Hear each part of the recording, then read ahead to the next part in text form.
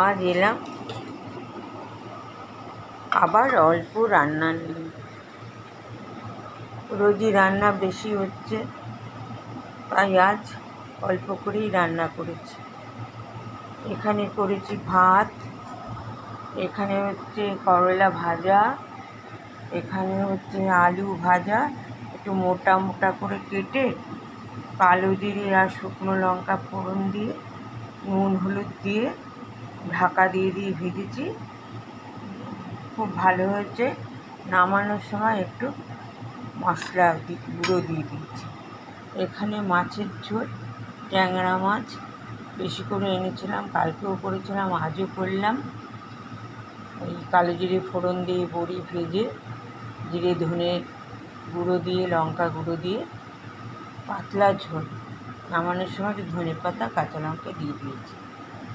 এখানে হচ্ছে আলু কপি পনির কালকে তরকারি করেছিলাম, সেটাই ছিল, সেই জন্য সেটাকে ভালো করে আবার গরম করে নিলাম।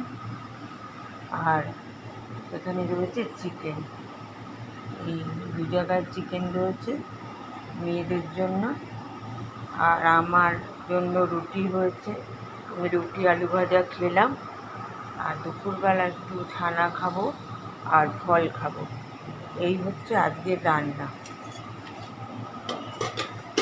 দেখালাম, কেমন লাগলো জানাবেন। আর এখানে করেছি আমের আচার।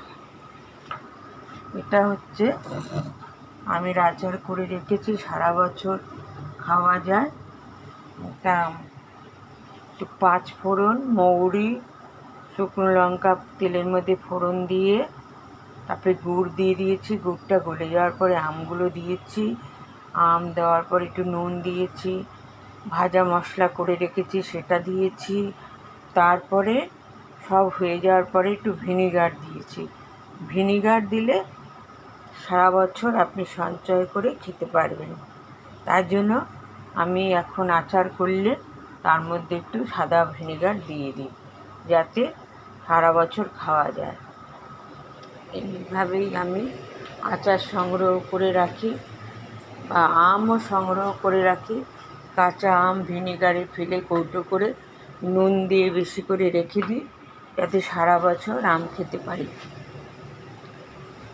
এখানেও আচার করে রেখেছি, এটাও ভিনিগার দিয়ে সারা বছর খেতে পারি, এরকম করে সঞ্চয় করে রেখেছি। আচার ছাড়া আমার ভাত খেতে খুবই অসুবিধে হয়, ওই জন্য আপনারাও ইচ্ছে করলে এইরকম করে করে রাখতে পারেন, সারা বছর খেতে পারবেন আর ভালোও লাগে। এই পর্যন্ত দেখিয়ে ভিডিওটা শেষ করছি। ছোট্ট করে ভিডিও করছি যাতে সবার ভালো লাগে। আর